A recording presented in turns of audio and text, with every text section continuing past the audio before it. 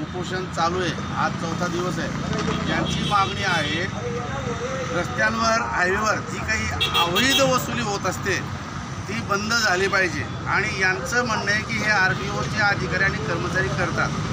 पण मी एका प्रशासनातला माणूस असल्यामुळे मी खात्रीने सांगतो ही जी काही अवैध वसुली चालते, जनतेची लूटमार होत असते, ही याला आमचा पालकमंत्री गुलाबराव पाटील जबाबदार आहे।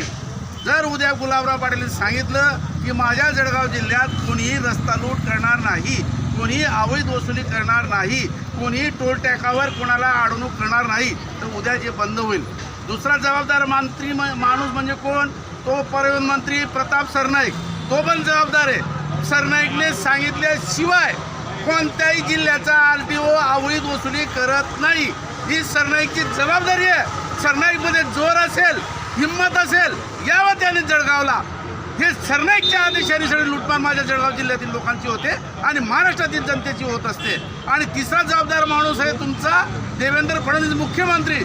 मुख्यमंत्र्याला या सगळ्या लुटमार मान्य असतात आणि तो मुख्यमंत्री आपल्या मंत्र्यांना हे असे लुटण्याचे आदेश देतो आणि ते मंत्री त्या त्या खात्यातील अधिकाऱ्यांना, कर्मचाऱ्यांना लुटमारीचे आदेश देतात। म्हणून माझं स्पष्ट मत आहे, या लुटमारीला आमचा पालकमंत्री गुलाबराव पाटील, परिवहन मंत्री तो कोण प्रताप सरनाईक आणि मुख्यमंत्री देवेंद्र फडणवीस हे जबाबदार आहेत। यांनी आदेश द्यावेत, ताबडतोब ही लुटमार थांबवता येईल। पण खरे या लुटारूंचे गॉडफादर हे मंत्री आहेत गुलाबराव प्रताप सरनाईक आणि तो देवेंद्र फडणवीस, असं माझं स्पष्ट मत आहे।